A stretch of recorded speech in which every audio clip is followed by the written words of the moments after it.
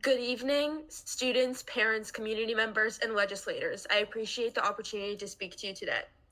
My name is Miya Zborovsky, and I'm a fellow at Clubs U Los Angeles, a proud Jew and Zionist, and the vice president of my school's Jewish Student Union. I'm the daughter of two immigrants fleeing from anti-Semitic persecution in the former USSR. Coming to the US as immigrants, my family did not have many expectations, but one thing that they knew for sure was that they wanted a better life for themselves. A livable life meant being a proud Jew no matter what.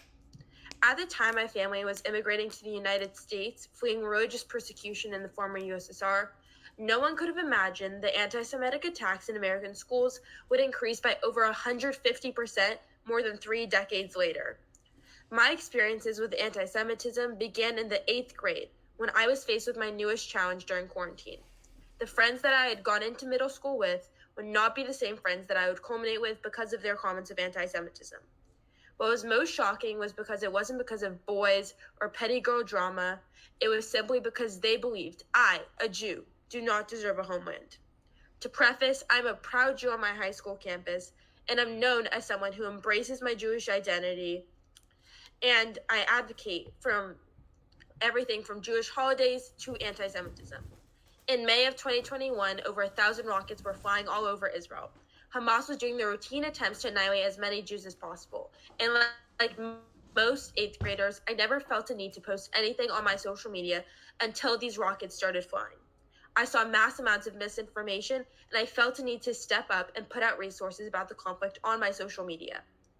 Many of us know that in this day and age, social media can be used as a double-edged sword. It can be used to inform others about a situation, but it can also be used to spread propaganda. As I sat on my phone watching all my classmates spreading misinformation about the conflict, I started talking to them one by one. And after having a meaningful conversation with a classmate who deleted what she put on her story, I gathered through false pretenses that everyone was going to be like that. Little did I know that moments later, one of my closest friends would be asking me for information. I gladly told her about the root cause of the issue and Israel's history, only to hear her response calling me names like a colonizer and a pig who is not empathizing with Palestinian children who are being murdered daily. I explained it to her that Hamas was the one who was using children as human shields, but there was no one there to listen. I was shocked. My own friend let the media and the need to be socially woke ruin our friendship. Later that day, another person from my school who I was less acquainted with called me a dirty Jew. Not only was I facing this, I had numerous Jewish classmates reaching out to me sharing their experiences. And based on the experiences of my friends, I realized that my experiences were not unique. Because this was during COVID, my family watched firsthand as I lost friends due to anti-Semitism. And now we are back in the same situation that we are in 2021. The terrorist attack on October 7th was beyond horrific, the deadliest day for Jews since the Holocaust.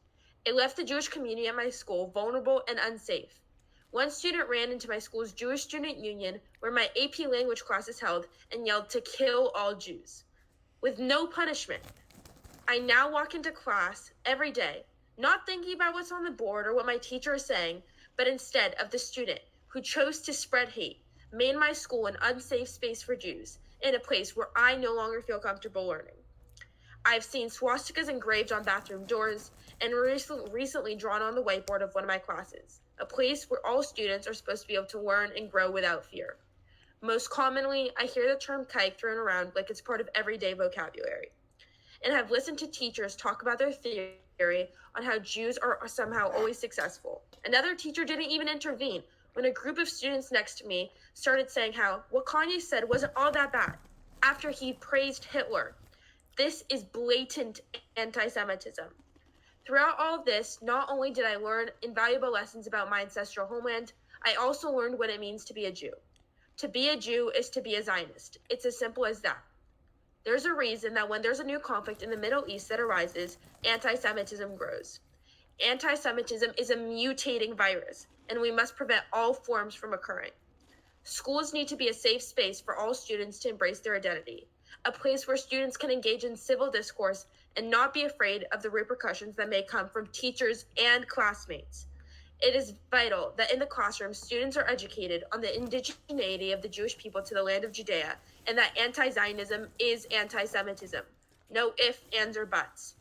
I call on schools in California to reaffirm their commitment to their non-discrimination obligations under Title VI and institute the IHRA definition of anti-Semitism on a statewide level, which correctly encompasses what anti-Semitism truly is. It is of the utmost importance that we emerge from rising numbers of anti-Semitism in schools, leaving no one behind, and with a shared determination to create a safe environment for Jewish students. We need to be able to foster conversations that stem from non-biased education and empathy. Thank you.